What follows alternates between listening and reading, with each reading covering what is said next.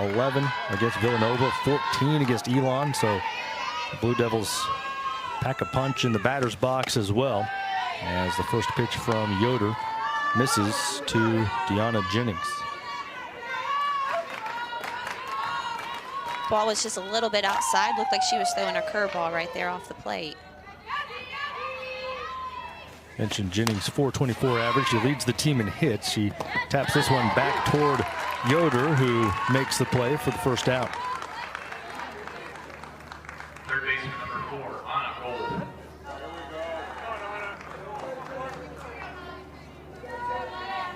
So Yoder being smooth there.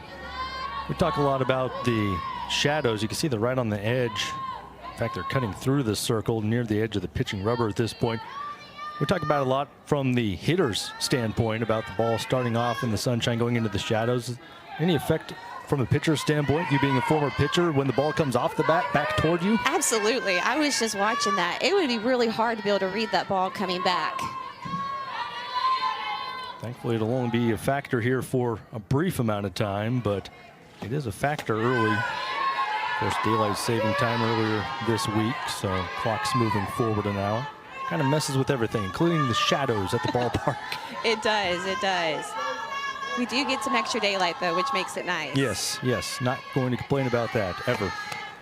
That rides up and in and hits on a Gold. So Gold will take a base. 4th time this year she's been hit by a pitch. Yeah, it looks like Yoder threw a curveball right there, and it just got away from her a little too much. It can be hard sometimes being a left-handed pitcher throwing to righties, especially inside on the plate, trying to make sure that they are able to stop that ball right there on the corner. And Gold will take a moment to catch her breath, and you can understand why. Saw the head coach for Duke, Marissa Young, working her way over there to check things out. Young in her 7th season, leading Duke. 232 wins, only 98 losses, so great track record already, and currently leading a team that has won 19 straight, up to number 4 in the nation. Right there, that's it, right there. They're just a powerhouse offensively and defensively. It's going to be really exciting to watch today to see how they do. Marissa Young goes back to the third base coach's box. That record we just rattled off. If you're trying to do the math at home, we'll save you the time. It's a .703 winning percentage, so about 70% of the time, Duke comes away with the victory under her guidance. This year, 19-1. The only loss, as we noted at the top of the broadcast, was to number 1 Oklahoma in the season opener, 3-0. Since then, 19 straight wins for Duke. The batter becomes Claire Davidson. That stellar .456 average includes 7 doubles and 5 home runs. That misses inside, so it's 2-0. I would say right now Yoder is trying to do what she can to keep that ball away from the plate, especially when you're coming in with a high batting average just like Claire Davidson is with a .456. Best on the team in that category. The 7 doubles we mentioned leads the team in that category as well. This is popped up on the infield. Reagan Barrett underneath it for out number 2. That's a great play for Barrett. That's also a really good pitch for Yoder, getting that outside corner to get that pop up on Davidson. A smart pitch choice right there. Brings up Giselle Tapia, first baseman, batting .352 on the season. 5 doubles and a home run for her. Takes the first pitch inside. Barely missed the plate right there. It's a little too far in. Tapia, a 5-year starter for this team. Team captain at this point. Works the count to 2-0. Hit .362 last year, so she's a little bit below her average from a season ago. Grad student now at Duke. When she hit .362 last year, that was her first season hitting above .300. And all that experience, she has started 187 games for Duke in her career and played well over 200 total.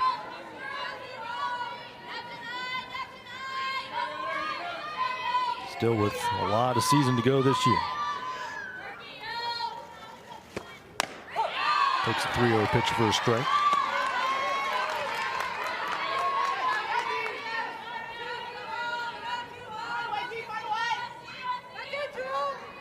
Gold remains the runner at first after being hit by a pitch. She is 5 for 5 this year in stolen base attempts.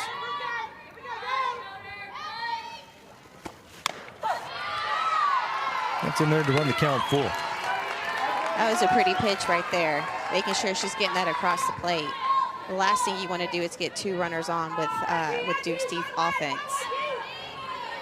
The on-deck batter is Amina Vega, who has a .397 average. So it never gets easier as you go through the lineup. Oh, there's no easy batter here today.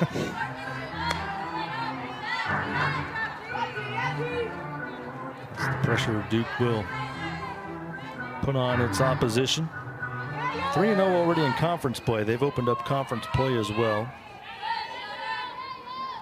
Did that against Syracuse, had a sweep. Liberty opened up conference play last weekend. That was at FIU in Miami. Won 2 out of 3.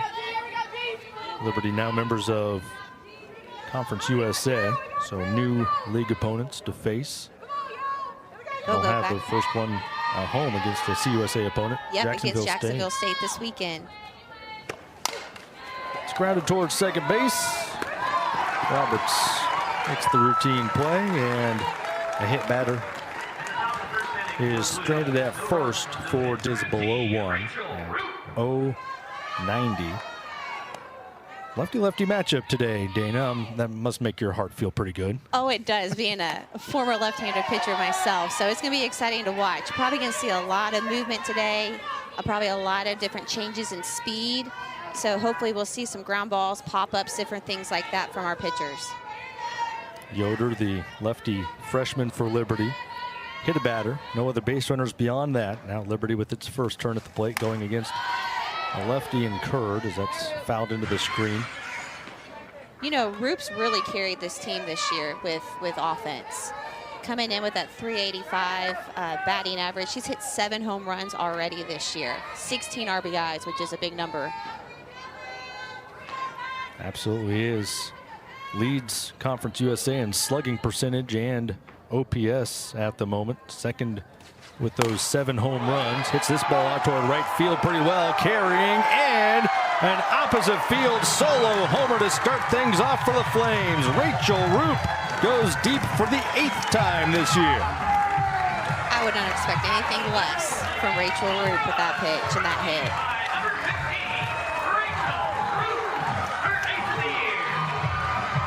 That energizes the crowd here and energizes the team in the dugout as well.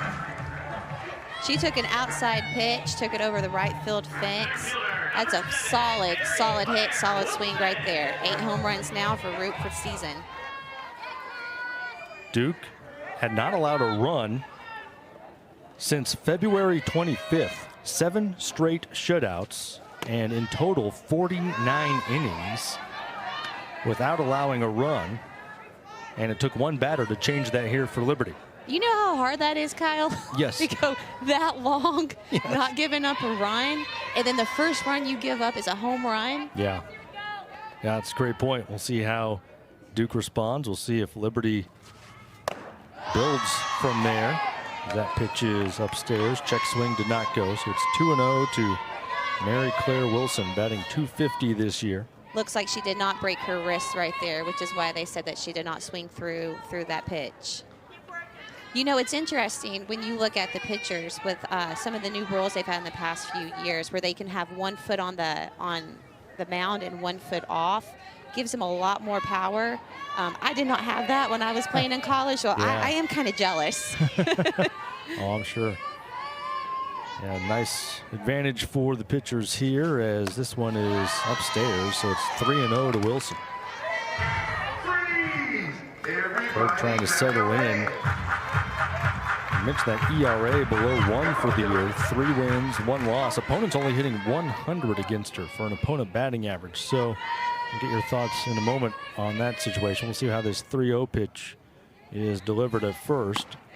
And that does catch the zone for 3-1. You come in, certainly it wasn't Curd by herself, but like, you know, the team has this great streak going on. You have all these things, and the very first batter hits a home run.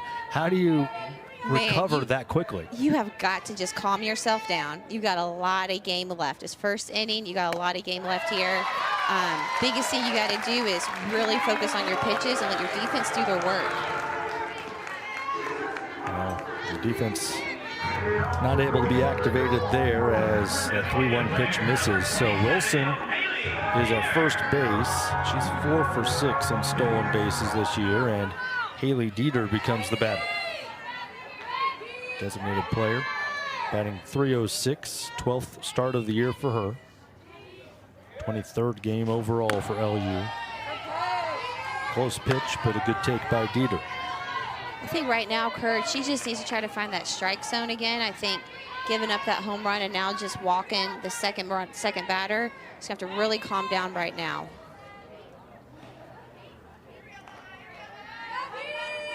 Dieter has 5 doubles on the year. That's second best on the team. And she's ahead in the count, 2-0. That looked like a pretty good pitch to me, Kyle. Objectively or with bias? With bias. Oh. Well, it has been a couple of close pitches to Dieter. She's taken a couple and gotten the benefit of the doubt. So we'll see. Absolutely. This is an early visit here, but Marissa Young will go out to talk to her pitcher. Yeah, just let's look at it again right here. A little low, maybe a little bit inside, but I got to be honest with you, as a pitcher myself, if it crosses the plate, I am a little biased. That's part of the process as well, though, I imagine. Is it true, like every single game? How long does it take you to maybe figure out where the strike zone is on that given day? It doesn't fluctuate too much, I imagine, but there has to be at least some variation. You there. know, it doesn't fluctuate much, but typically that first inning's when you're really trying to figure that out. Trying to see what the Blues going to call and hitters, different things like that. 2-0, and Dieter was loaded up, and that pitch climbing out of the zone. 2-1 on a swing and miss. When you got a team like Duke who is just doing so good offensively and defensively, you just got to let your defense work. I mean, they're doing so good this season with that. You just got to let them do their job out there. 2-1, foul tip into the mitt of Torres. Kelly Torres behind the plate today for Duke. Outfield from left to right, Claire Davidson. We talked about her, Deanna Jennings, and Sarah Goddard.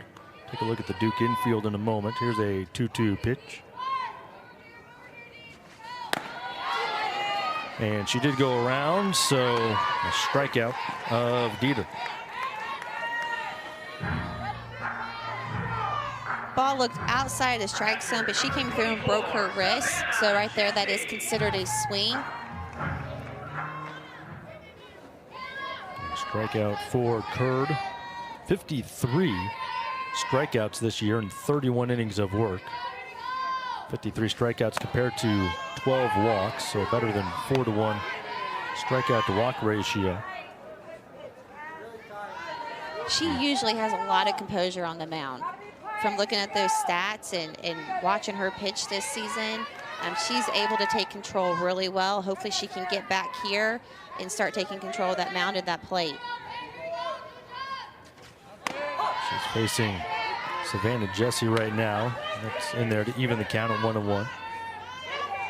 Curd's got some good movement on that pitch. Yeah. It's got a little bit of spin. Looks like it's coming in like a curveball, maybe a backdoor curve on that outside corner.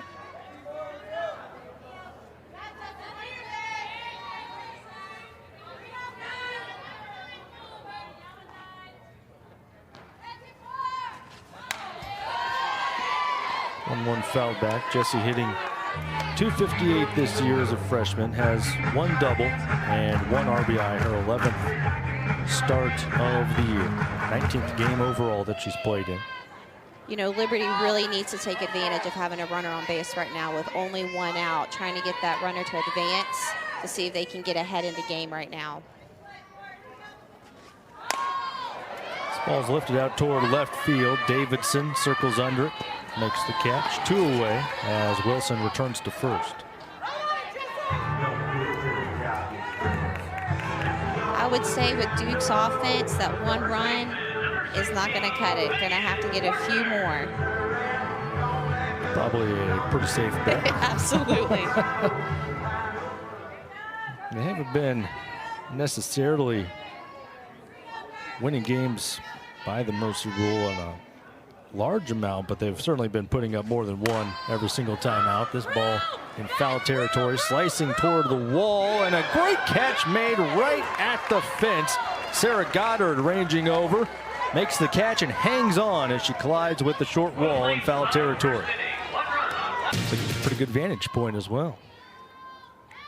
Along with Dana Howard, I'm Kyle West. Second inning begins with that pitch that's down and in to Amina Vega. Hopefully Yoder, she's coming in right now, hopefully with an advantage, being up by 1 run. Really going to have to watch where she's throwing these pitches. But again, just like with Duke, let her defense work for her. It's pulled foul. Vega hitting .397 this year. 6 doubles and 3 home runs.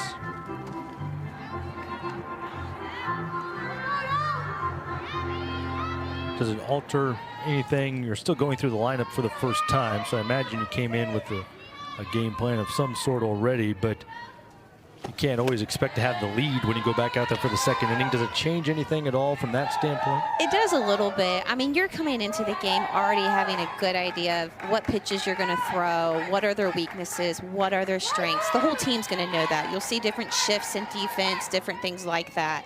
But I got to be honest, I mean, 397 and the entire Duke offense, with only exception of 1 batting over 300, that's a tough thing for a pitcher coming in and being prepared, especially even a freshman pitcher. Yeah. Coming in and throwing to that. Yep.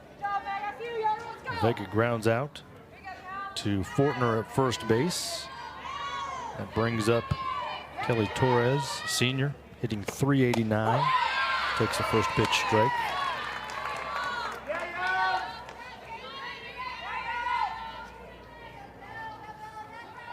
Torres with 4 doubles, a couple of home runs, has started every single game.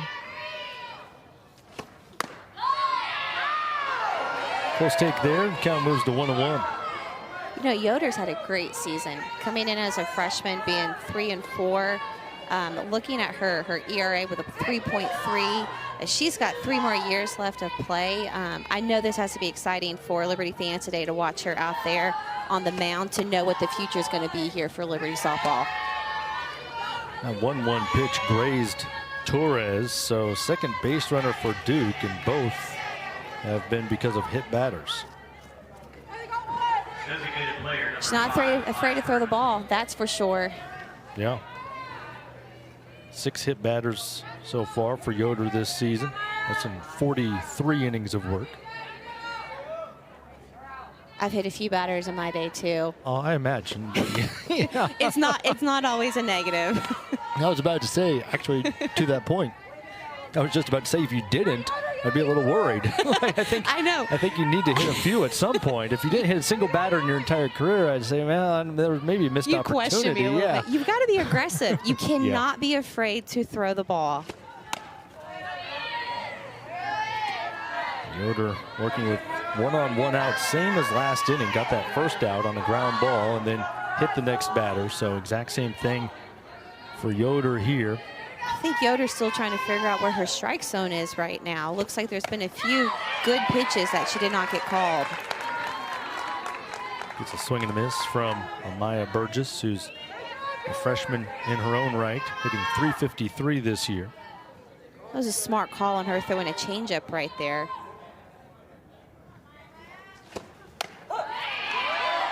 Gets the strike at the top of the zone, so it's 2-2. I'm not seeing many lower pitches, lower in the zone, being called right now as a strike. So it'll be interesting to see when Curd comes back out what that looks like for her too. Yoder looking to put away Burgess with a 2-2. Instead, it's upstairs.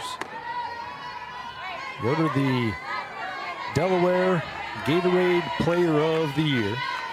as a senior, had an ERA of 0.63. Struck out 316 batters in 132 and 1/3 innings. That is almost a great career right there. mathematically impossible. It's really tough to do. You know, with this 3-2 count right now, you got a runner on first. You know, you've got to get the ball over the plate, but it's really trying to figure out, you know, are you going to be able to get those corners? What does that look like? Do you risk walking this batter? A lot of things runs through your head as a pitcher right now. Well, it ends up in the dirt. And yeah, I thought it was ball 4. Me too. Burgess lost track of it a little bit, but now will take her base. It was a full count there, so that is another free pass issued here with 1 out in the 2nd inning.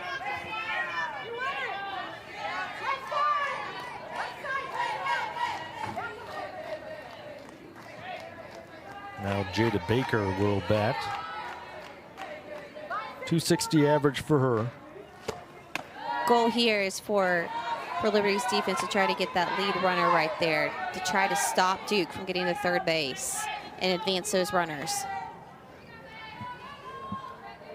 Duke trying to answer after Rachel Roop had a solo home run in the bottom of the 1st for the Flames. Now the count is 2-0. I'll be honest, I'm just not sure where she's missing right now. Bottom of the zone. It's been a little tough for both pitchers to locate yes. so far. Cassidy Curd had a couple toward the bottom of the zone, not go her way either for Duke in the 1st. That's a swing and a miss. The count goes to 2-1. She had some good movement on that, going inside on her. Smart pitch, risky pitch. It definitely paid off right there.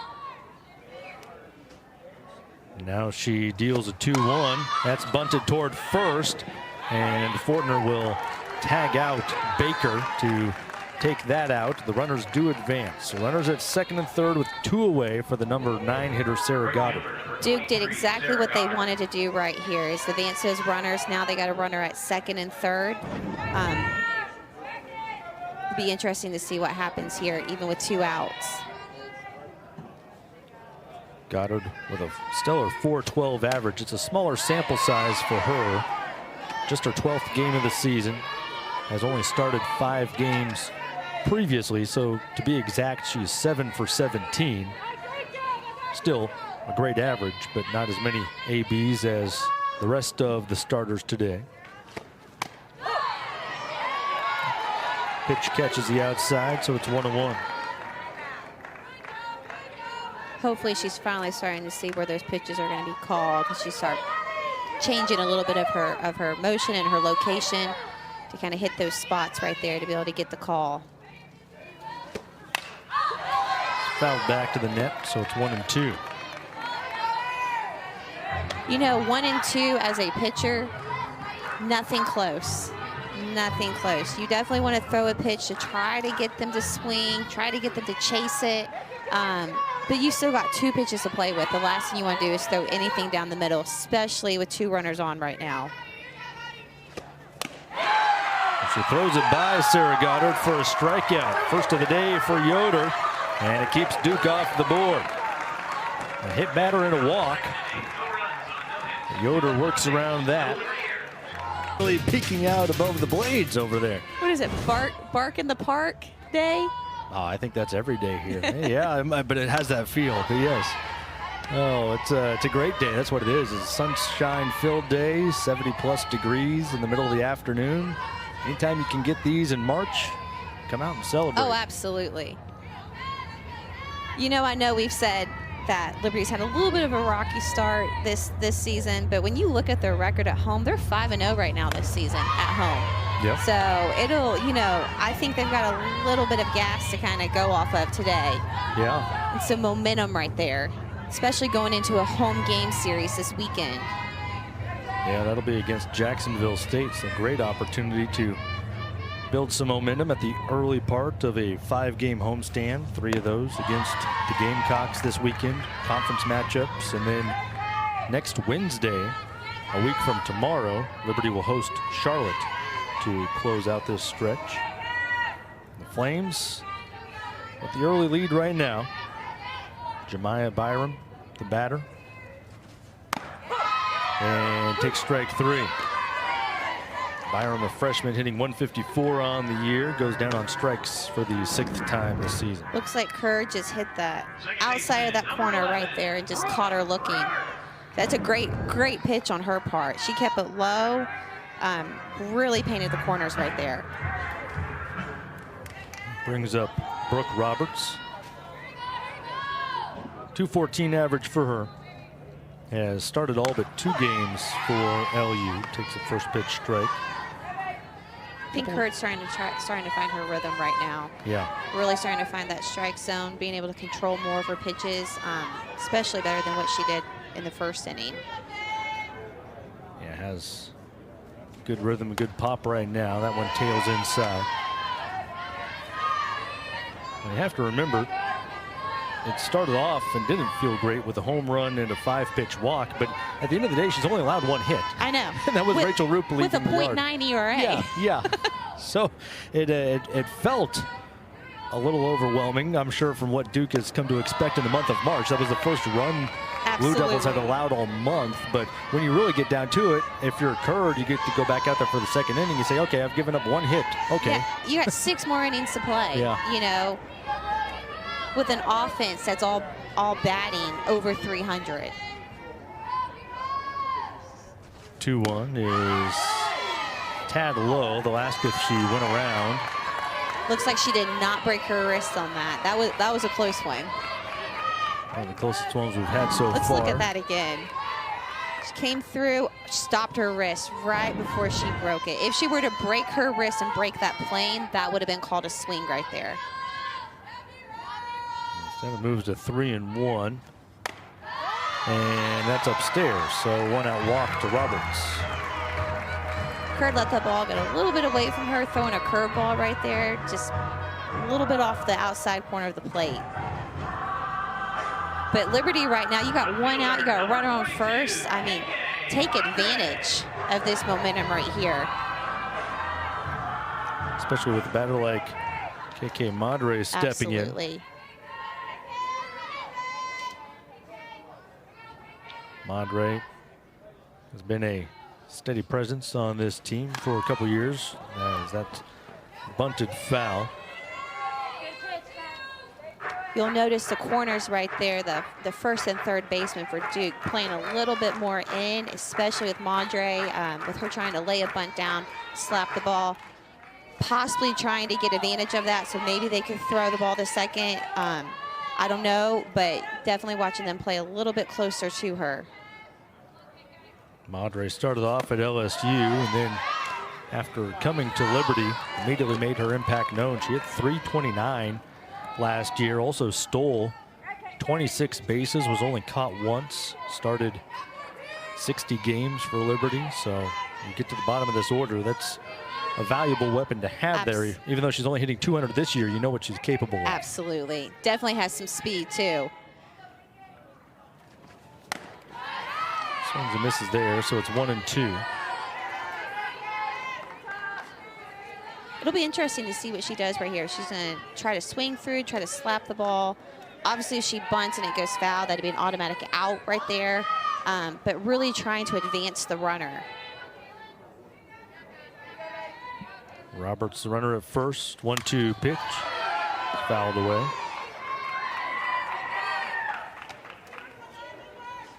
I wonder what it's like to have speed and be able to run fast. I'm not sure either. That definitely was not me. No. But that's something so interesting about softball, is just how quick the game is and the speed, and how, you know, you have these batters who come up who don't just hit, you know, absolute bombs and home runs, but they can play the short game too. So, I mean, it is just so exciting to watch. I absolutely love being able to watch the game, especially with these lefties. Now, pitching to a lefty slapper, it can be hard because they're able to really lay that ball down really anywhere you throw. So you typically want to stay away, stay up, change some speed on them. But Madre's just an all-around great player. So she's just really good with that, and definitely has some speed on the bases. Another visit from Marissa Young to talk things over here with 1 on, 1 out. 1 and 2 remains the count to Madre.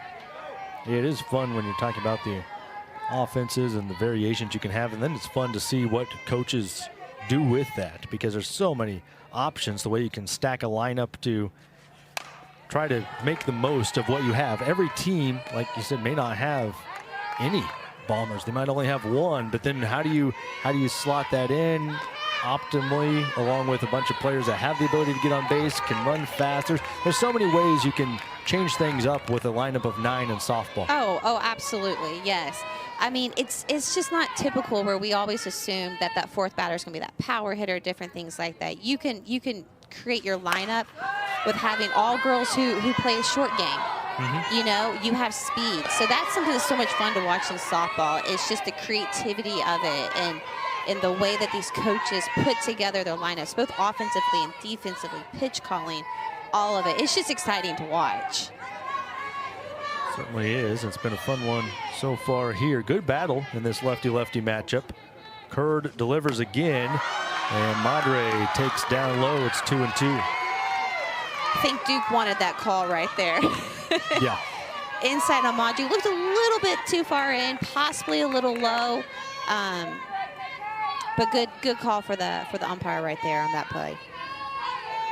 Consistent with where it's been throughout the afternoon so far. Here's a 2-2, and that's shot foul. So Madre continues to battle.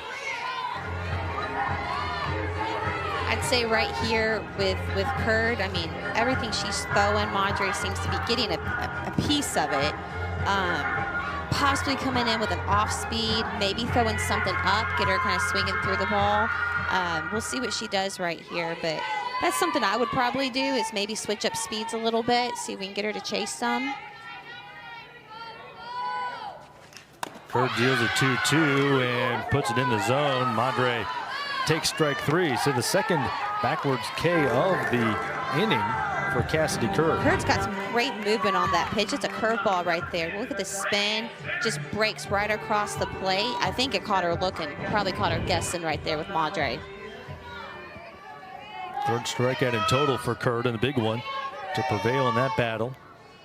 And bring it up to the number 9 hitter, Reagan Barrett, with a .282 average. And that clips the inside for a first pitch strike.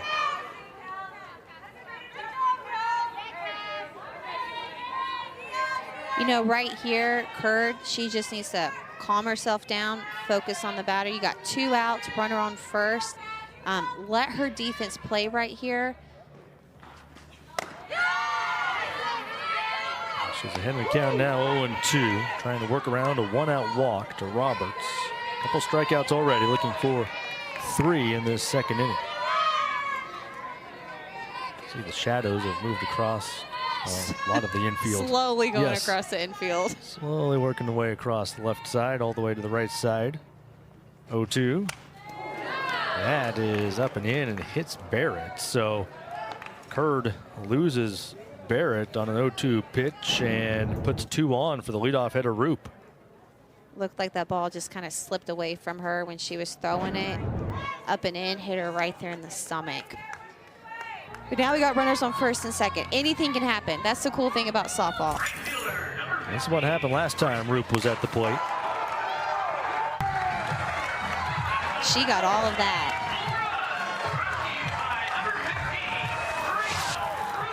Eighth home run of the year, giving her 17 runs batted in and a chance to add to that total again. Goes after the first pitch, pops it up, foul territory left side. Plenty of room over there for Gold to squeeze it and end the inning. Liberty threatens. Looked like Curd threw a changeup right there, so a little bit different than what she did that. Third inning set to begin. First pitch from Yoder is a swing and a miss by Jennings. You know, Yoder finished that last inning really strong with that strikeout. So that look on her face, I think she's got something to prove out here today.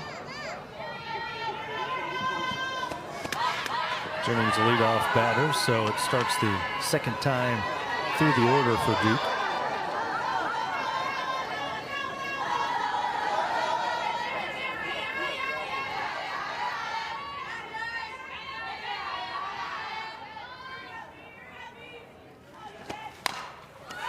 We'll tap her back to Yoder. Same way Jennings was retired last time. So a couple of ground balls right back to the pitcher.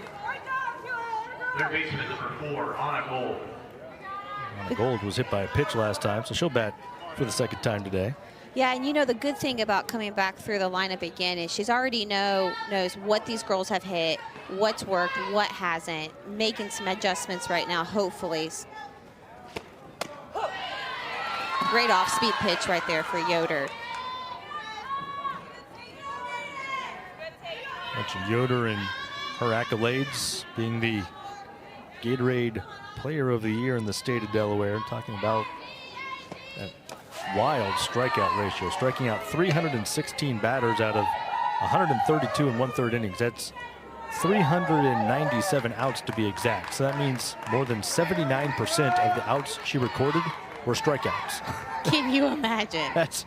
Yeah, I can't. If I was a defender on that team, actually, at some point I'd say, hey, we're bored out here. Yeah, let me do some work. Yeah. But you know, you have those pitchers who are just dominating in the circle, and man, they are strikeout pitchers. Then you have those pitchers who throw speed and movement, and they give up ground balls and pop-ups. And I mean, you need both of them on the team. This is fouled out of place. The count holds at 1-2. Especially coming in here as a freshman, you know, having a great start to her season, knowing she's got 3 more years to improve. It's really exciting to watch her throw and watch her pitch right here and doing a great job against Duke. Gold, the number 2 hitter for this team, putting up a battle here against Yoder. 35 career home runs for Anna Gold. That includes 2 grand slams in the same game. That was against North Dakota State. First in Duke history to accomplish such a feat. 1 grand slam would be enough to put at the beginning of a highlight reel. Then you do it a second time in the same game. Absolutely. Duke's had a few of them this season.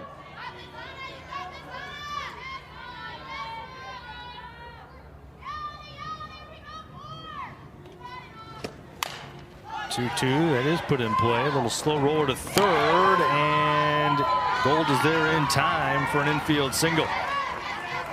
Great pitch for Yoder. That ball was just a little slow coming off the bat, so that's a hard ball sometimes to defend and throw. But that's a great base running too for Gold. She's at first base for the second time. Davidson, pop up to shortstop. Back for the second time. That misses down and in, just barely clear to the cleats of Davidson on the way by. Davidson hit .321 a couple of years ago. Only started 16 games that season. Then last year started 58 and hit .325. She has exploded this year with the offensive numbers. .456 with a slugging percentage of .842, 20 games into the season. She's definitely a powerhouse offensively. Ball's hit to first, Fortner up with it. Now the return throw will not be in time. They do get the lead runner. Gold forced out at second base, so 2 away. And now Davidson will be the runner at first for Tapia.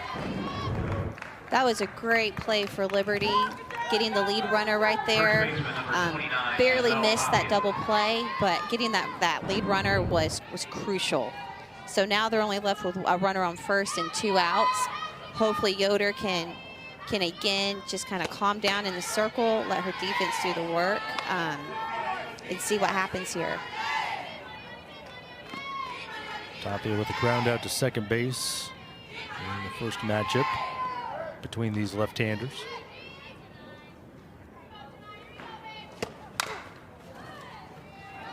It's foul over onto the on-deck circle.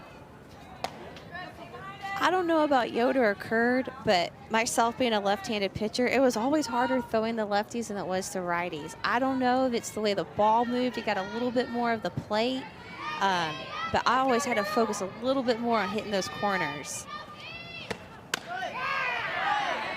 Looking for the outside corner there at the bottom of the zone, but does not get the call, so it's 2-1. I'll be honest, that looked like a really good pitch hitting the outside corner. Looked like Jessie didn't even move her glove right there. Yoder looking to keep that composure as a freshman. He'll deal a 2-1 now. And that is through the zone, so it's 2-2. If you notice, the pitch before that was a little bit more on the corner, maybe a tad off. She brought it in about an inch right there to get the strike. So that's smart for her. That's a good adjustment. 2-2, pulled foul.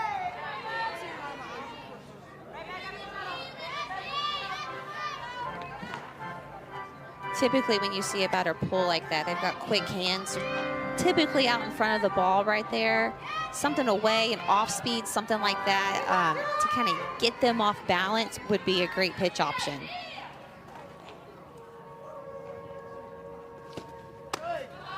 Two did change speeds, but it floats in high, so it's a full count. Just a little too high right there.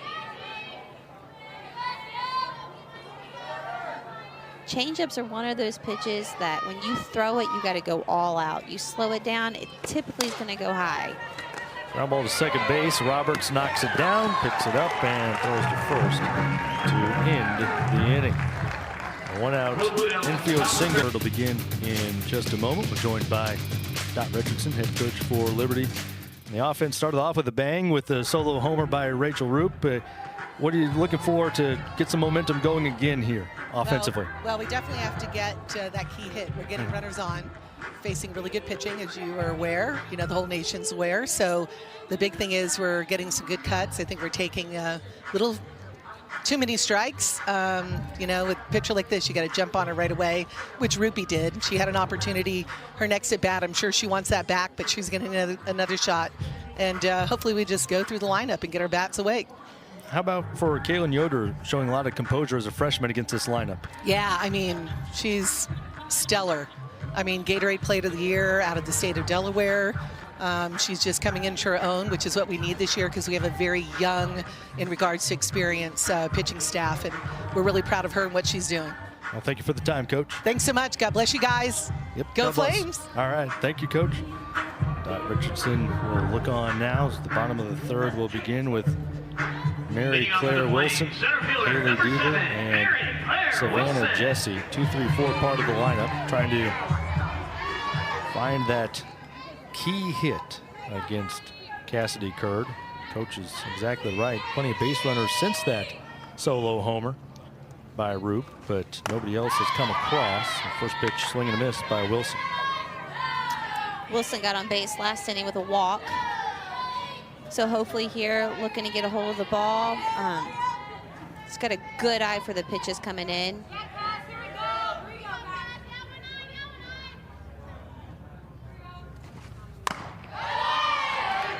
Moves to 1-1. Wilson last year with a 272 average, 313 the season before that. She's had pretty good on-base percentage every single year, but just 16 walks each season, so trying to continue to see those free passes climb. Goes after that one. It's now 1-2. Kurt's really got a lot of movement on that pitch. It seems to be like that one pitch today that these girls just keep swinging at or watching go by with that curveball. The key there is to get ahead of it, get ahead of that break before it starts breaking across.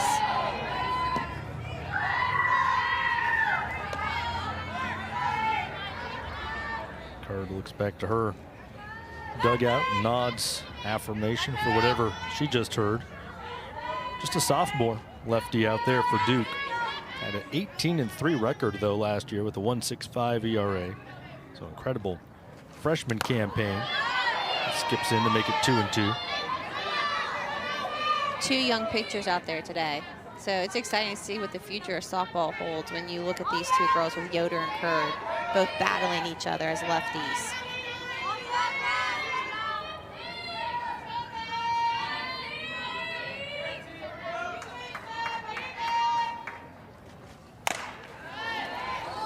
Pitch is lifted in the air to left. Davidson, plenty of time to settle under it.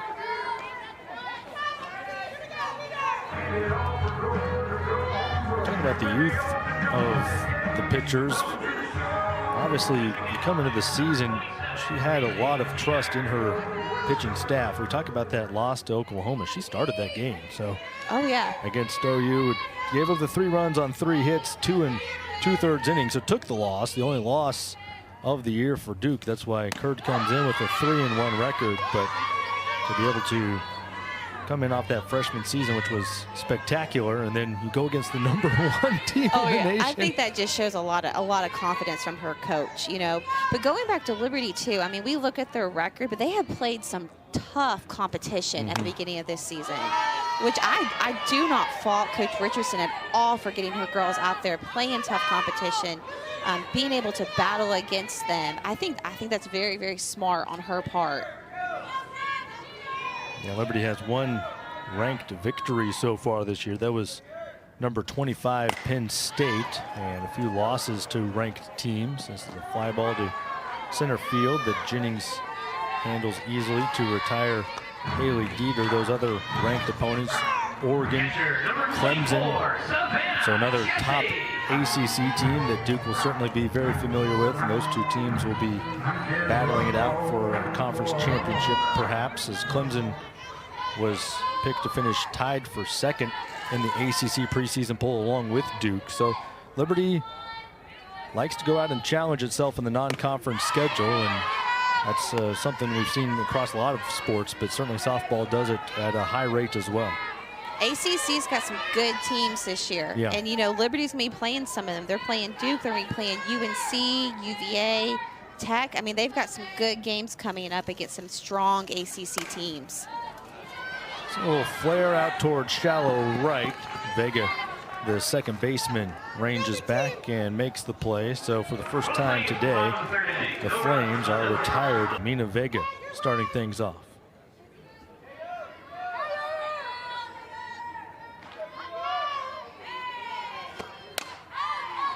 Ball's lifted in the air to right. Roop took a second to track it. Now drifts back toward the wall, makes the catch just shy of the fence. Catcher number 3, Kelly We've had to size that one up. We're talking about the shadows on the infield.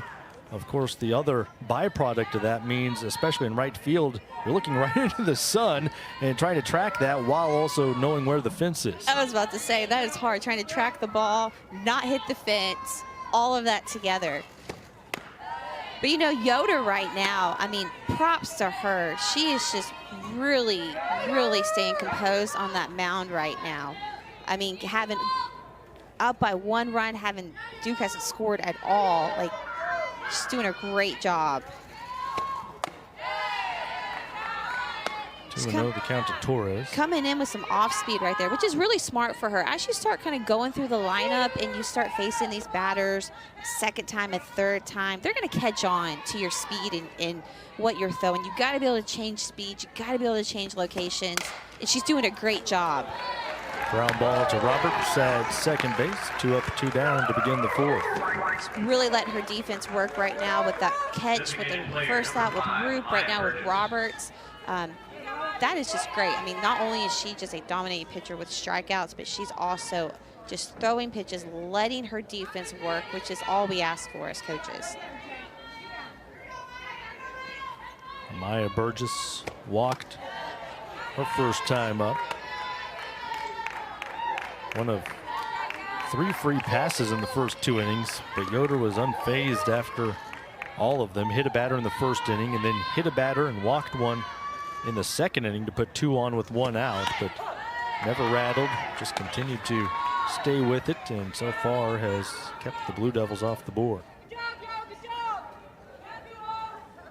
Burgess, just a freshman. Yeah, with a 353 batting average. So yeah, talk about the future and so much potential. It's a freshman matchup here. Absolutely. But it doesn't feel that way. No, it doesn't. But you have 2 good teams playing each other, 2 well-coached teams playing each other. Burgess coming from League City, Texas, up to Durham, North Carolina. Pop fly to shallow left. Madre charges in and makes the catch. And so after LU went Marissa Young, coach, tight contest. it's the solo homer by Roop that's the difference right now. What do you think will be the changing factor to get your team in front? Well, we're definitely seeing a battle of two lefties today in the circle doing a great job. And, you know, hopefully second time through the lineup here, we'll start making some adjustments. We're hitting some balls hard, but just right at them. So looking to adjust. How about for Cassidy Curd? What have you seen from her so far? She's having to adjust. The zone's a little bit tight today. So, you know, just working on keeping pitches in the zone, letting her defense play behind her. Oh, thank you for the time, Coach. Thank you.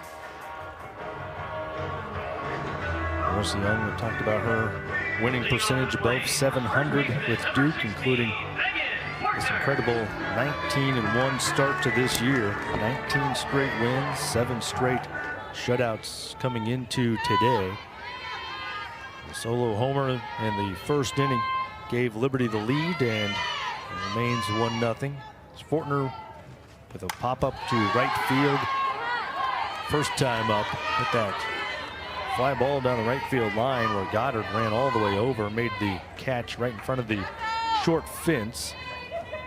Now Fortner faces Curd for a second time.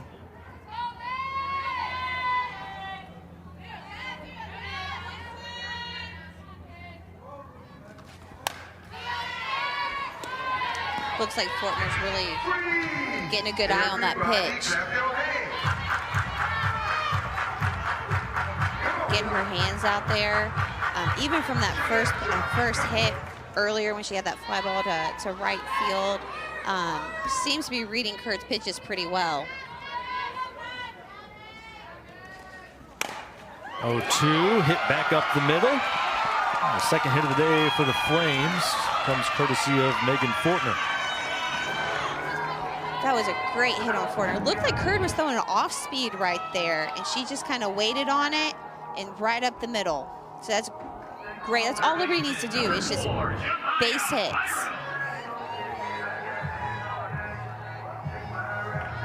Fortner at first base for Byram. Technically, it's the second time the leadoff batter has reached for Liberty. Of course, the first time was that home run, so that has a different feel to it when they go all the way around the bases instead of stopping at first base. But Curd, once again, will have to work with a situation of 1 on, and now nobody out. I think just like what Coach Richardson said earlier is swinging at those good pitches, knowing that they're coming, getting ahead of the pitcher.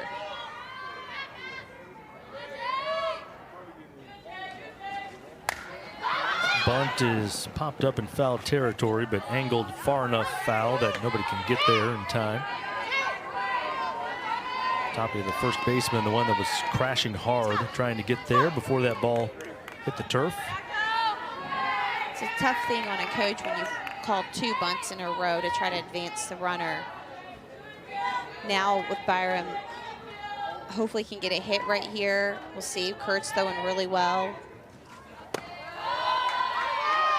Seems to be throwing some different parts of the strike zone right now. We've seen her throw across the plate. We've seen a few off speeds, starting to throw up now. Looks like some rise balls.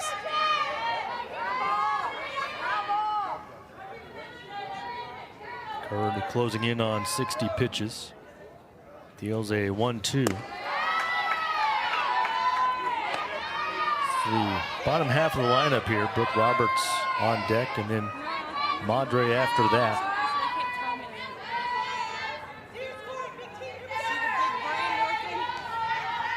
We were talking earlier about the difference with that foot being able to step off the rubber. I'll ask you a question in a moment on a different part that's changed. There's a swing and a miss to strike out Byram. Noticeable change as well. Those wristbands you see every single pitcher now checking between every single pitch to make sure they know exactly what they're delivering. Yeah, we did not have those back in my day. It was like hand signals, numbers, different things like that. Now they have so many different ways to know different plays, different pitches, what to expect, different things like that. So huge, huge advantage there. Roberts goes after the first pitch, grounds it foul. She walked back in the second inning. Still a lot of game left to play. Only in the bottom of the 4th inning. We got three innings left. A lot of game left to play, looking for Liberty to hopefully maybe they're trying to get ahead, get a few more runs on the board. 1-0, I would say, isn't enough for Duke with as strong as they are offensively this season. But, you know, you were talking, Kyle, about the pitching with having the 1 foot off the mound, 1 foot on. It really allows for power. When I pitched, we had both feet on the mound. Another random thing is we didn't start wearing metal cleats until we were in college. It's a fly ball hit out to left. Davidson puts it away for the second out. So what was that adjustment like? I'll never forget walking on my first day in practice as a college player. I'm like, what is this? Because on top of that, as a pitcher, I went from throwing from 40 feet in high school to 43 feet in college. A huge, huge difference there, too. So I had the cleats, I had the pitching distance. I mean, a ton of different changes coming in my freshman year. Oh, yeah.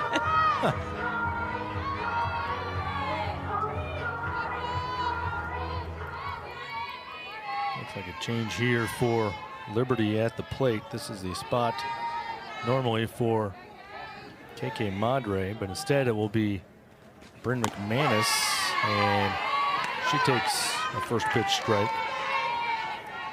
McManus, a sophomore, stands in from the right side. A-Sun all-freshman team last year and was the team's best pinch hitter. She hit .313 last year as a pinch hitter, so Dot Richardson choosing to take a chance here, try and spark something with 2 outs in the 4th.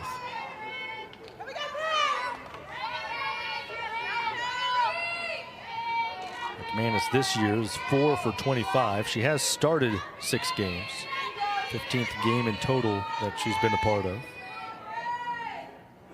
0-2 off the plate.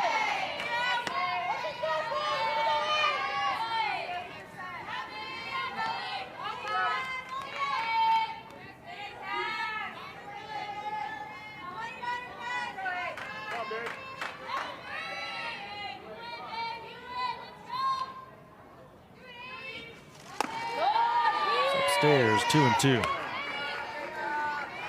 Typically what you see with some of these pitchers when they're getting ahead of the count is the 0-2 count, 1-2 count. They're typically going to throw the ball up. It looks like what Kurt is doing is trying to get McManus to chase that pitch. Not really working for her. Seems to have a good eye at bat, good control, composure. In the air down the right field line, slicing toward foul territory. It will be a foul ball. Diving effort by Goddard. Could not quite make the play, but she contacted the ball in foul territory, so it will be foul. You'll see how close it was here. Wow. I wonder where that ball would have landed, Kyle, if she hadn't have dove for it. I still think it would have been foul, maybe just by a few inches, but that was a great try for Goddard right there, going all out. Goddard already made one spectacular catch in foul territory. That was one where she stayed standing and caught it as she ran into the short fence off to the right. This time had to dive and came up just short. You got a 2-2 count right here. Most likely you're going to see something that's going to be within that strike zone. McManus is going to really need to be prepared right now, looking for that pitch. Doesn't really have the opportunity to let one go by, so she's going to have to attack whatever she can see that looks close to the plate. After the conversation there, Kurt is ready to go. And here's the 2-2. It's poked into left field for a base hit. Fortner holds it second, 2 on, 2 away. That extends the inning for the spot normally held by Reagan Barrett. And another pinch hitter coming up in a moment. Great hitting for McManus right there. Kurt threw a changeup. She waited on it, just got a little bit of it right over the shortstop. I mean, that's all they need. Again, just base runners. And you see Madre will replace McManus at first base. So Madre re-enters and now is the base runner at first after the pinch hit for McManus. And the next hitter will be Sierra Kirsten, who will be pinch hitting as well for LU. Of the year, she has only allowed 1 earned run in 17 2/3 innings. Inherits 2 base runners with 2 outs and deals a first pitch strike to the pinch hitter, Sierra Kirsten. Lily's had a great season so far with a .5 ERA. Batting only opposing teams batting only a 203 against her. But again, another lefty, which is interesting that you're seeing them bring in another lefty after Curd. And it's against the left-handed hitting Kirsten, who's batting .222 this year. That includes 4 doubles and a couple of home runs. Big spot here in the 4th inning. 1-1 pitch. Was in there for strike 2. A lot can happen right here. Even with 2 outs, I mean, you got runners on first and second. Anything can happen. Walker, a senior, but only in her 3rd year of competition with Duke. That moves off the plate. Sat out the 2021 year. 2022 made 11 appearances, had a .256 earned run average, and then last year 8-2 record, a 1.20 ERA. Just 1 earned run allowed this year. 2-2 is fought off by Kirsten. Walker seems to have a lot of movement on that ball.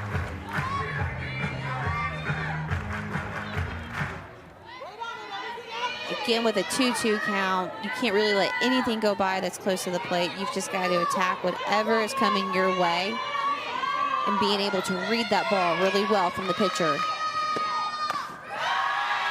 Kirsten has worked it full. On deck is Rachel Roop, who had the home run in the 1st inning. The only run so far, so she's hoping to have a chance to bat here in the 4th.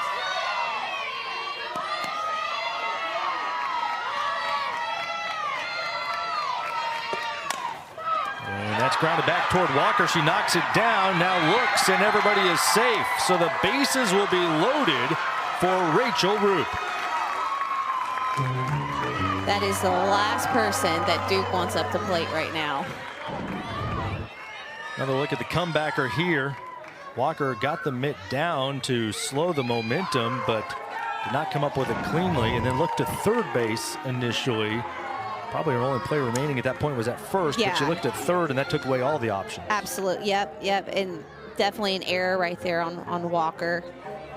It can be hard sometimes as a pitcher after throwing the ball to be able to defend your position as well.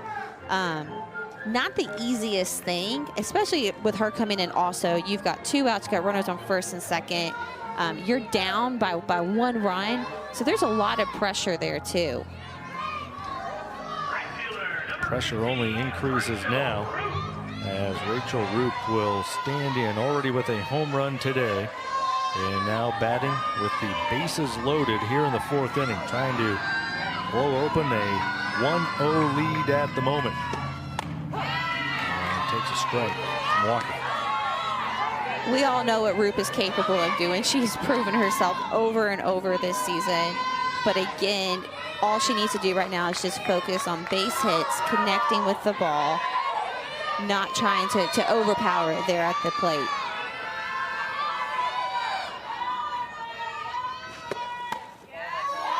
Takes that pitch outside. Roop has had 2 homers in a game twice this year, most recently against Tulsa on March 1st. She has done it 5 times total in her career. Looking for multi-homer game number 6, or just a base hit, as you note, Dana, to add to the lead. In the dirt, it's 2-1. We already know she's had power. I mean, she's one of 7 Liberty players who have had 30-plus career home runs. She met that this past weekend against FIU.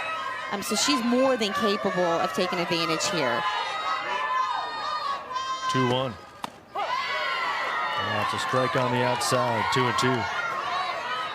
Walker seems to be changing speeds here. You see a hard curveball coming inside on Roop, and then you see some of these off speeds coming on the outside. as a hitter, knowing what to expect. Also, as a pitcher, really can be difficult sometimes to be able to stay consistent. That Looked like she was trying to get Roop to chase right there on that pitch. Yeah, trying to get Roop to offer, did not, but that makes this pitch critical here. Big momentum shift one way or the other on this next pitch, unless it's fouled Both off. teams, absolutely. Bases loaded with 2 away. 3-2 pitch. Roop pops it up, foul ground, first base side. Tapia ranges back to get to it. Back, there's Rachel Roop right now with her 1 hit. Right now accounting for all of the scoring today. This is a fly ball hit out toward her. And she makes a routine catch. 1 pitch, 1 out to start the 5th. You know, it's not unusual after, again, you face these batters over and over again to start seeing them hitting the ball, starting to get a piece of it. But Yoder's doing a really good job of her pitch calling, pitch placement to cause those pop-ups, different things like that. Sarah Goddard takes a first pitch strike. Struck out swinging against Yoder to end the 2nd inning. I think there was a lot of momentum change there with that one, especially with Yoder pitching. That was a big point in the game when you look back. It feels like a big moment in the moment, but you look back as even bigger because that's the last time Duke had multiple base runners in the same inning. They had 2 on, 1 out in the 2nd inning. A sacrifice bunt moved both into scoring position. It also created the 2nd out. So then Goddard came up with 2 runners in scoring position, struck out. And you talk about that momentum shift, Dana. You're exactly right, because including that sacrifice bunt, Yoder has retired 9 of the last 10 batters she's faced. Yes. There's just it's a confidence that they have once they're able to really get that momentum shift. This is a fly ball to center field, and that goes over the 220 sign to tie it up. Sarah Goddard evens the score at 1 with her first home run of the season.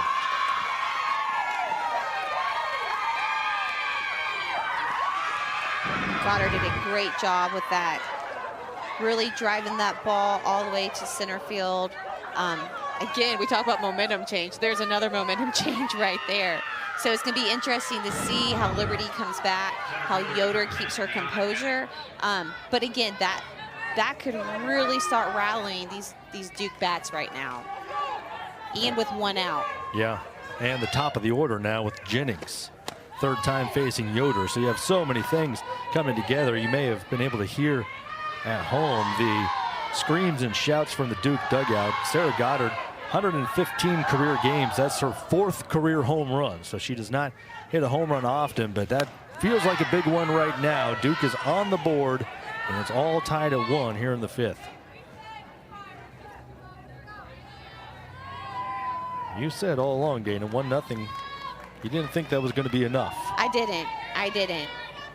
When you have a team like Duke, who's gone 19-1, only lost first game of this season, you know, there's this mental part where you know how to win. You know how to come back. And that's what they're showing right now. They've kept their composure. They've only kept Liberty down to 1 run. And now it would be interesting to see how they do with their bats. There's a base hit for Jennings, who's now 1 for 3. And so now it's starting to roll for Duke. It's a great job for Jennings. Ground ball between 1st and 2nd. Again, now we got a runner on base. We only have 1 out, and you have on a goal coming up. So we'll see what happens here. Gold is the only player for Duke who has yet to be retired today. Grounds it back to Yoder, comes up with it, throws to 2nd for 1. The turn to 1st not in time, but 1-6 on the fielder's choice. Retires Jennings at 2nd base. You know, that was a great call for Yoder right there. Not the easiest as a pitcher to be able to throw the ball, defend your position, and then be able to remember to throw to 2nd to get that lead runner. But again, that just shows her maturity on the mound. Now she faces Davidson. Starts her off speed with a strike. That's really smart on her part. Like we've talked before, after you face these batters, you've got to come in with something different. Having the speed change really helps get some either swinging, watching, different things like that, catches them off guard. Yoder is not afraid to throw in with that one going inside right there, which is another thing that I love watching with Yoder is how she's not afraid to throw the different parts of the plate. 1-1 pitch on the way. This is down and away. Yoder so far has gone 4 2/3 innings, 1 run on 3 hits, but the 1 run and 2 of those hits have been in the last few batters. This is slicing foul and toward the Liberty bullpen. Claire Davison is definitely somebody not to mess around with. I mean, she's coming into today's game with a 456 batting average. She's leading her team in that on-base percentage, slugging percentage. She is definitely somebody, as a pitcher, you want to make sure that you're kind of throwing around and not taking any chances on. 2-2 is high.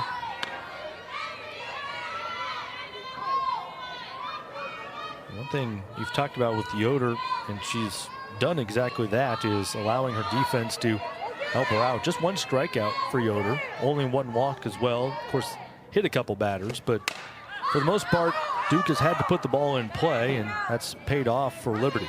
Yes, yes. You know, we always look at these pitchers thinking the most dominating ones are these ones who strike out every batter. Man, most dominating ones who throw the least amount of pitches and just let your defense work. Yeah. Save your arm, which is typically what you need to do towards the end of a game like this, and especially with Yoder. Let her defense work. And skips in there, so Gold moves up to second base. Davidson at first now after a 2-out walk. That brings up Giselle Tapia, who's 0 for 2 with a couple of ground outs to second base. Don't really blame Yoder right there. I mean, the last thing you want to do is hang a ball on a 3-2 count to Davidson. You know, let her get on. You know, you've seen that Tapia, she's gone 0 for 2, 2 ground outs. See if she can cause another one right here. See Tapia there, 352 average, senior, one of the leaders on this team, one of the team captains. The scoreboard, different type of leadership, but they also measure those results as well. Absolutely, absolutely. We love the numbers. Take, yes, close take there. It's 2-0. That was outside. You may have seen there, Jesse, the catcher, turning around, asking the home plate umpire, and then signaling to the dugout with the hand motion. It was just off the plate is where that pitch was deemed to be missed. That one is over the plate, so it's 2-1. We've seen that a few times today, kind of asking where those pitches are. Look like really good pitches. Trying to see where they're missing in the strike zone.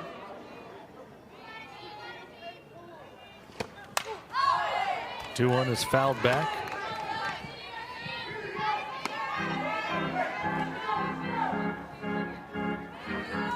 There you see Savannah Jesse, the freshman catcher for Liberty. So it's not just a freshman pitching for Liberty, it's a freshman battery all the way around. Ground ball to second base, and for the 3rd time today, Tapia grounds out 4-3. Duke does tie it thanks to Sarah Goddard going deep to center field. Intrigued by where that baseball is going to go next. It's going to go all the way up the hill. We get to cheat. We get to see it even after he's no longer on screen. He's running away with that thing. Oh, why not? There's a base hit to start for Mary Claire Wilson. So quickly the Flames go to work after it was just tied at 1 moments ago. Liberty looking to reclaim the lead. That was a great job for Wilson. Looked like Walker was throwing another curveball, and she got ahead of that break and really drove it to left field. Huge momentum again. Huge momentum shift right here for Liberty. big for the Flames defensively. Duke stranded 2 last inning after the home run by Goddard tied it. But Duke has stranded 6 runners so far today. Liberty has also stranded 6, including the bases loaded last inning. So these are those ebbs and flows you talk about, these momentum swings on the pendulum here in these close games, late innings. Right now it's slightly favoring Liberty, but it'll be up to the Flames to take advantage. Haley Dieter in the batter's box right now, 0 for 2. You know, we talked earlier in the game about Liberty. I mean, they're 5-0 right now at home. They're 11-11 in the season, 5-0 at home. I mean, there just has to be something here that really, I don't know, if just being comfortable here with playing, the fans. But they are so competitive when they're at home. And it's showing today with, you know, 1-1 to Duke, who's 19-1, ranked number 4 in the country, holding them to 1 run right now going into the 5th inning. Nice job by Walker getting Dieter to swing over the top of that pitch. Walker's doing a great job changing speeds. You know, she doesn't look like her speed is as high as Kurd, but man, she can really change the different speeds, the movement of the ball, different things like that. Threw a changeup inside right there on Dieter, got her swinging.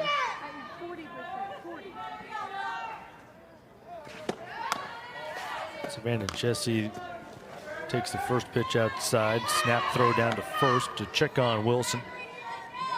Wilson has pretty good speed this year, 4 for 6 in stolen bases.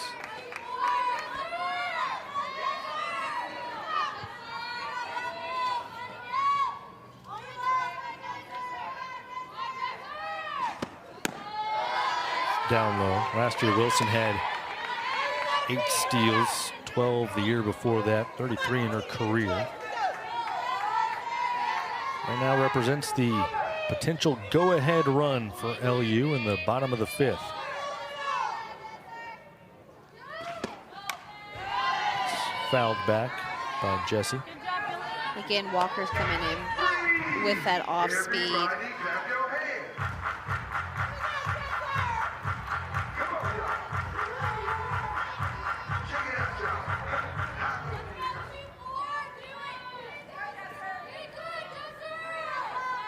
Jesse 0 for 2, fly out to left and a pop up to second base so far. Puts this one in the air as well. Shallow center. Coming in is Jennings.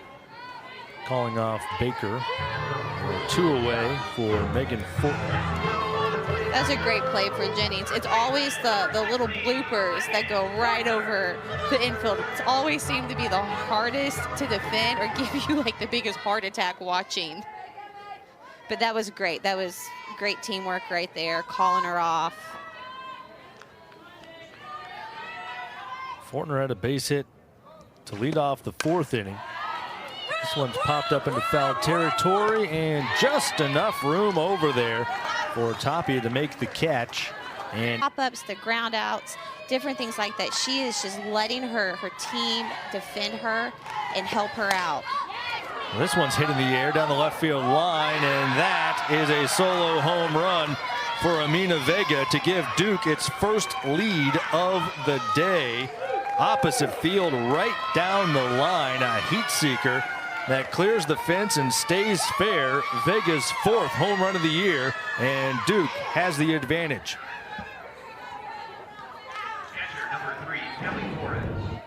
Good hit for Vega.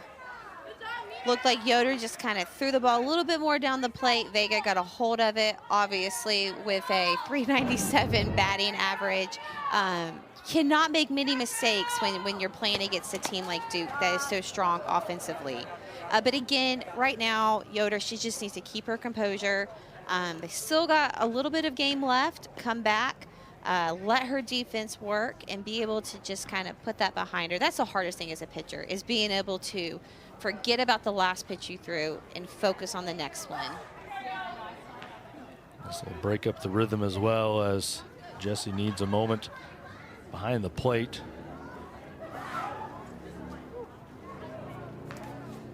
Sometimes the only thing that'll help that heal is time. Absolutely. Absolutely. She's pointing to where it caught her and where the pain is. I have a lot of respect for catchers. I caught one time when I was like 9 years old, and the umpire told me to never catch again. But I have always had so much respect for my catchers growing up. I mean, it really is a battery. You really do work together. And Jessie's a great catcher. Obviously, she's doing a great job with Yoder today. She's back down to the crouch as this pitch comes in, and that is drilled. Back-to-back home runs for Duke to lead off the 6th inning. Vega with a laser to begin it, and Kelly Torres follows with one that left the yard even faster. Nothing new for Duke. I mean, they've been hitting like this all season. As a team, they have a .359 batting average, multiple grand slams this season, multiple home runs. That is just a great, solid hit. Like I've said before, after you have faced a pitcher 2 to 3 times, you really start to catch on to what they're throwing. And with that, Yoder will leave, so a new pitcher coming in. We'll tell you about her in a moment. Change. Katie Love, a freshman, will deliver her first pitch to Burgess, who's 0 for 1 with a walk. Love's coming in with a 7.3 ERA. She's 2-3 on this season. She started 5 games, pitched about 14 innings. She's given up 15 earned runs, walked about 13 batters, only had about 5 strikeouts this season. And then looking at batting average against her is about a .310. A little bit higher than Yoder's. Moves the count to 2-1 there. She graduated from Liberty Online Academy a year early. So she came to Liberty's campus in the fall at the age of 17. She just turned 18 recently, but certainly youthful, not just in terms of age, but also in terms of experience. This would normally be her senior year of high school, and she's out here going against the number 4 college team in the nation.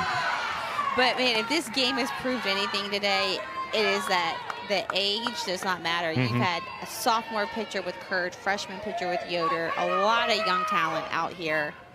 But smart move on Liberty, though, for switching it up and bringing Katie in.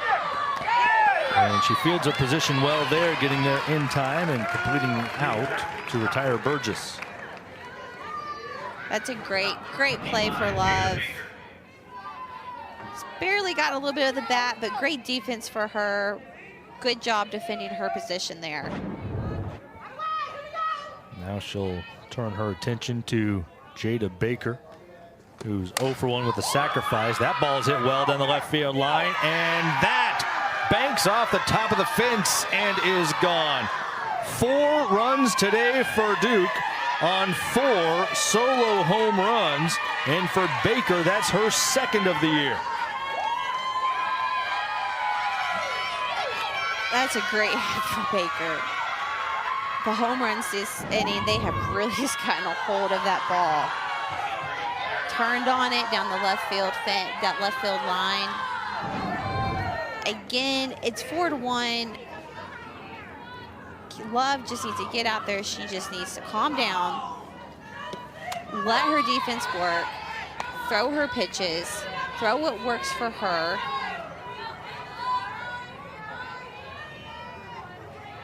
Well, this is Sarah Goddard at the plate, who had the first of these 4 home runs we were just referencing. That was with 1 out in the 5th inning. That tied it at 1. Prior to that, Duke had no runs and only 1 hit through 4 1/3 innings. Things were rolling along, and she hit a solo home run to center field to tie it at 1. And now 3 home runs by Duke in this inning have broken it open. Goddard is retired, 2 away, bases empty for Jennings.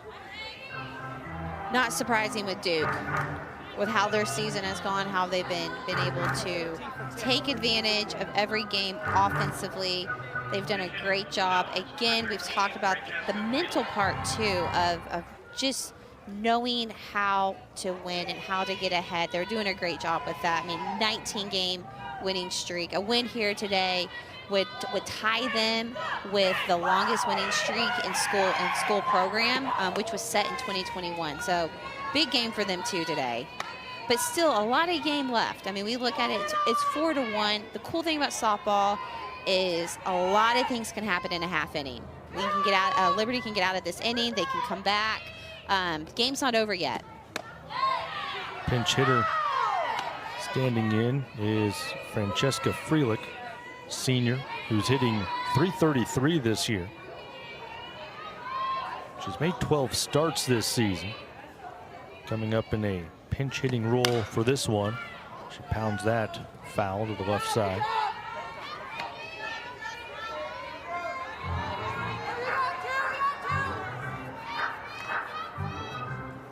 Freelich with a couple of doubles, a couple of home runs in her 4th year. Hit .313 as a sophomore, .276 last year. As we mentioned, .333 at the moment, so that would be her best hitting season in terms of average if that holds up. Right now she's ahead in the count, 3-1. That's a prime place for a hitter to be right now.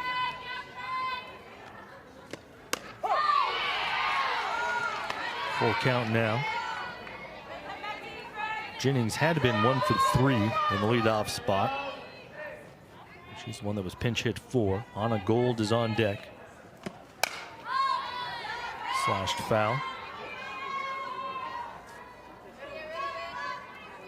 Last thing you want to do with a 3-2 count, especially with a team like Duke, is throw the ball right down the middle. Love when she is hitting her spots and hitting their locations, she's giving up ground balls. So that's all she needs to do right now. She just needs to focus on her location, give up the ground ball or the strikeout, let her defense work. In the air to right, Root puts it away. Big inning though for the Blue Devils. It started off with against the number 4 team in the nation. Rachel Crane batting for the first time.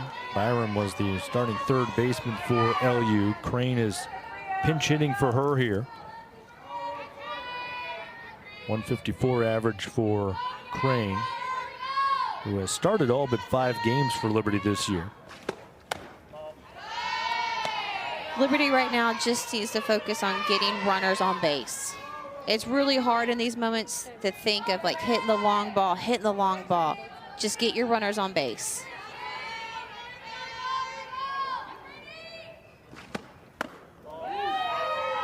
This is inside. First time this year Crane has appeared in a game where she did not start. So a unique role for her, trying to set the table in front of Brooke Roberts. KK Madre also due up this inning, bottom part of the lineup. That's in the air to center. Jennings is there. Jennings coming back in after being pinch hit for herself last inning, and she makes the catch.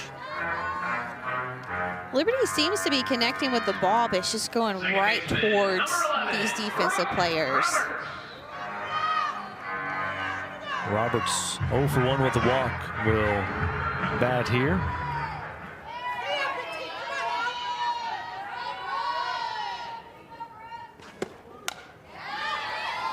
Fouls off the first pitch. That walk was back in the 2nd inning. Fly out to left since then.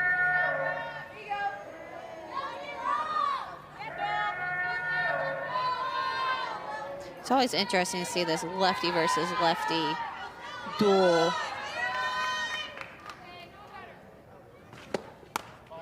They've had a few of them today, of course, with Yoder being a left-handed starter for Liberty. Duke had Cassidy Curd start, is also a lefty, and now Walker out there.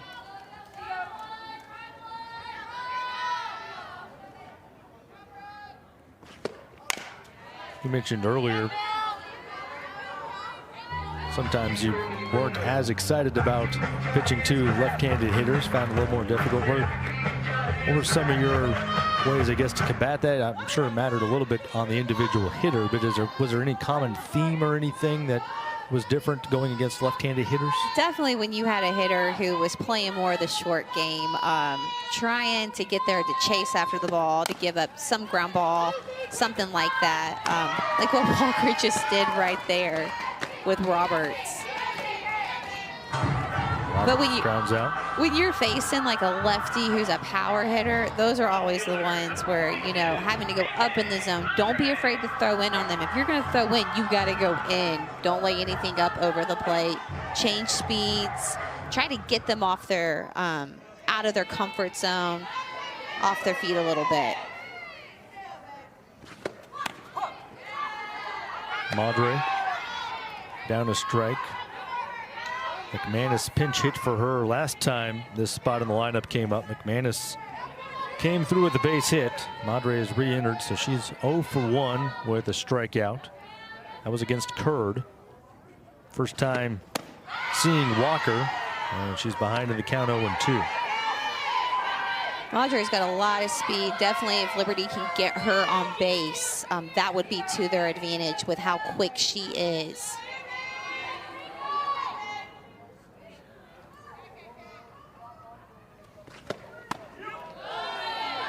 Off the plate. One thing Liberty has done, we were talking about the Liberty pitchers forcing Duke to put the ball in play. Liberty has put the ball in play by and large. Keep in mind, Duke came in 4th in the nation in strikeout to walk ratio, 5-1 strikeout to walk ratio. Liberty has struck out 5 times today, but they've also walked a couple of times. And there's strikeout number 6 as Walker comes up with a backward K, and 3 last inning. All 4 runs have been courtesy of 4 home runs. Gold,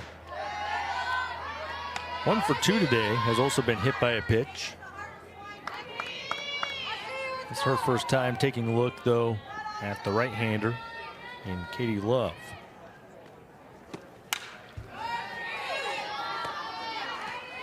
To Love's advantage that she hasn't pitched against Gold yet, just like with Yoder. Her first time against Gold, obviously the more you face somebody, the easier it is to know what to expect from them. So hopefully, looking at this, Love can get ahead in the count. Gold's a good hitter, though. I mean, she's coming into the game with a 310 batting average. I think today she's got a 317. 633 slugging percentage. Also has 35 career home runs. That includes 19 last year, which was 7th in the entire nation. So when the theme today has been home runs, all 5 runs total, including Liberty's, have all been on solo homers. So when the theme today is home runs, this is one you have to be really careful with. Absolutely. It's a slugfest out there, isn't it? Seems to have emerged as that way. It didn't necessarily start that way. It started as a pitcher's duel. Each team had 1 hit in 4 innings, and now look where we are. There's no in between. It's either strikeout, ground ball, pop up, home run. Yeah. That one would have been, but it was pulled foul. That had the distance, but was also just to the left of the foul pole. But you know, these home runs that they've been hitting today, they're not just barely going over the fence. Like, they are solid line drive shots. Keep in mind the wind's blowing left to right, so the ones that have been going out to left field, of which Duke has had a couple of those are cutting through that wind. To your point about the line drive, they're barreled up. They are going quite a distance, but even more so when you consider it's going into the direction those flags are flying. A lot of power. Walk will lead off the 7th inning.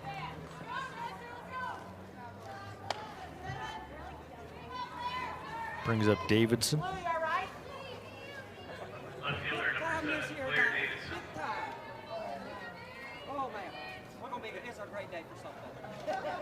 I'm not sure if you could hear the home plate umpire there, but Dot Richardson was checking on him to see if he was okay as he caught the back end of that pitch, apparently, according to our source, which is him. It's the 5th time he's been hit this year. He said it's still a great day for softball, though. So he at least reported that as well. Still happy to be here, apparently, even though he's taking a pitch inadvertently yet again. You know, with Claire Davidson up, you got no outs. You're down 4-1. You got a runner on first. I mean, there is a base open.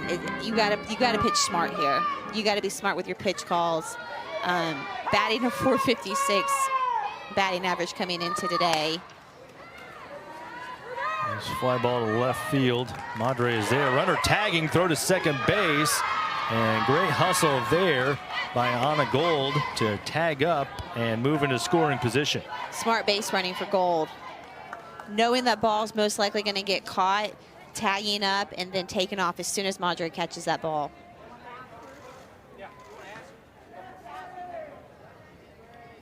And I think they're going to go talk as an umpiring crew as to whether or not Gold left early. I'm not sure what else could be discussed from that last play, but Dot Richardson came out to ask a quick question, and now the umpires have come together to talk about it further.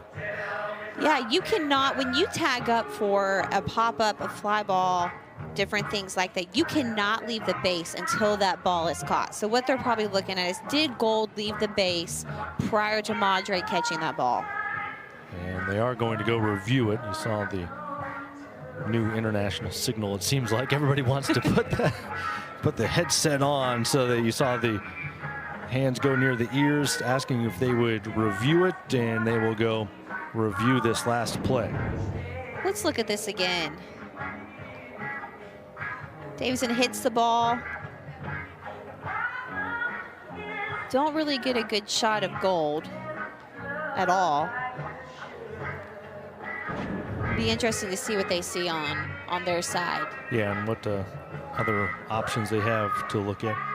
It depends on what sport you have. It seems as though softball, of course, and baseball, when you're going to put the headset on, they put the hands in the ears. If you've seen a lot of basketball this year, now they twirl the finger, asking for a review there to go look at the monitor. But that has become, the football is really the one that started. It's a red flag. Just throw a red flag out there, and then you got it. But every sport now seems to have, among different many signals. other things, different ways to tell the officials, hey, I think you were wrong. Go check again. So another thing to look at that prior to Love pitching that ball is in softball, you can't leave the base until the ball is released from the pitcher. Look there, that Gold did not leave early there. Good point as well. It could have been without a communication. We're not sure exactly what they were looking at. Either way, they do come out and say all is good. So Gold is safe at second base. The play stands as it originally went down. Fly out to left, runner at second. And now Tapia will be the batter, who's 0 for 3.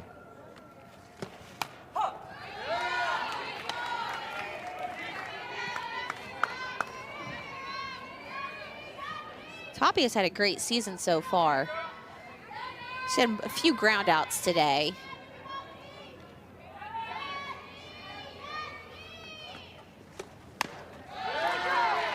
This is also her first time to see Love. 0-2 now the count to her.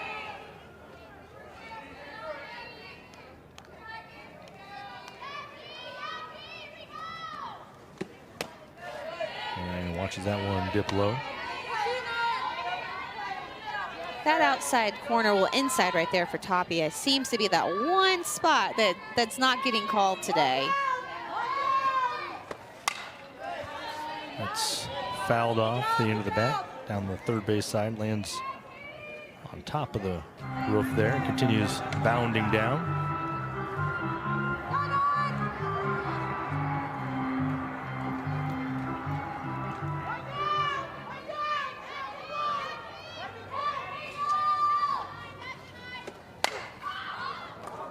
Fly ball to left. Madre makes the catch. Gold holds at second. I don't think Gold was going to take that chance. Yeah. The ball right there in left field. You're right. Yeah, the risk-reward ratio not quite the same as it was on the first one. A lot Not higher too good. risk there. Yeah. She remains at second base. A chance for Vega to bring her in with a 2-out RBI. Now she'll move up to third, though, as that one trickles past. Jesse behind the plate, and so no need to risk much there. And now a great opportunity. Duke can add to this 4-1 lead even more possible ways. Again, smart base running for gold right there. Liberty really just needs to focus on getting the out here. They've got 2 outs. Looking at this, though, with Vega, I mean, she had a home run in the 6th inning. So definitely want to make sure they're not leaving anything across the plate. Love really needs to keep her composure. Again, let her defense work here. Don't focus on that runner at third right now. You just focus on the batter and focus on what you're capable of doing. Diving backhand stab for Roberts at second base to end the inning. 3-run game. Last chance for the Flames here.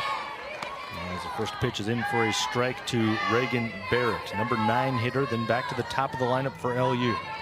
The emotion behind that catch there with Roberts hopefully is getting that Liberty team getting ready to go and hopefully using that momentum forward here in the last half inning.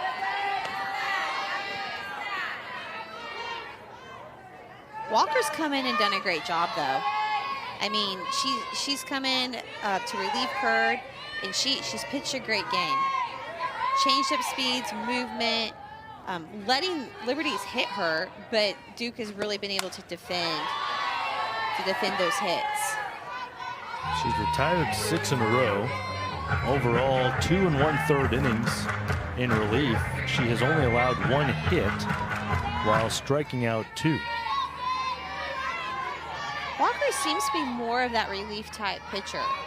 You know, if you're looking at it in baseball terms, relief pitcher, closer, different things like that, hasn't really started any games. Check swing, and Barrett went around upon appeal to the first base umpire, Danny Dorman. So a strikeout here makes it 7 straight set down by Walker. Let's look at this again. So Barrett broke the plane there with her wrist and with the bat, so they were able to call that a swing. 1 retired, 2 more to go for Duke, as that is on the outside edge to Rachel Roop. 1 for 3. Her 1 hit, though, does account for the 1 on the board. It was a solo homer to start the bottom of the 1st inning. This is who you want up when you are down 4-1 with Liberties. You want the top of the lineup. You want Rachel Roop up, hopefully getting these batters going, getting some momentum going with the offense here. But Duke, they have just done a great job defensively today too. Again, you know, they started the game behind 1-0 until the 5th inning, kept their composure through their game, hit their game, defended. They've done a great job as well. Rook goes down after that one, pops it up to second base. Vega is there, 2 away.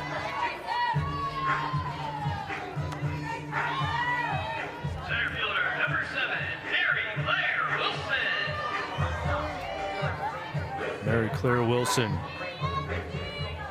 1 for 2 with a walk. She had that hard hit to left field this last at bat. Led off the 5th inning. That's the only hit so far against Walker.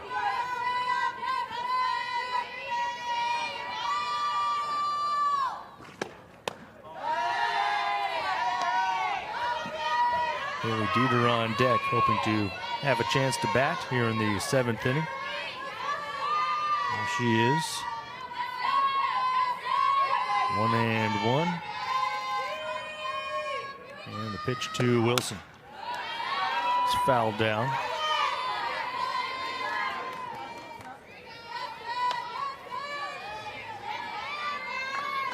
Duke continues its road swing. They play at Florida State this weekend. A tough matchup there, to say the least. They'll be back in ACC play. This one's poked toward second base on the ground. Vega throws it over to Tapia. Liberty goes down 1-2.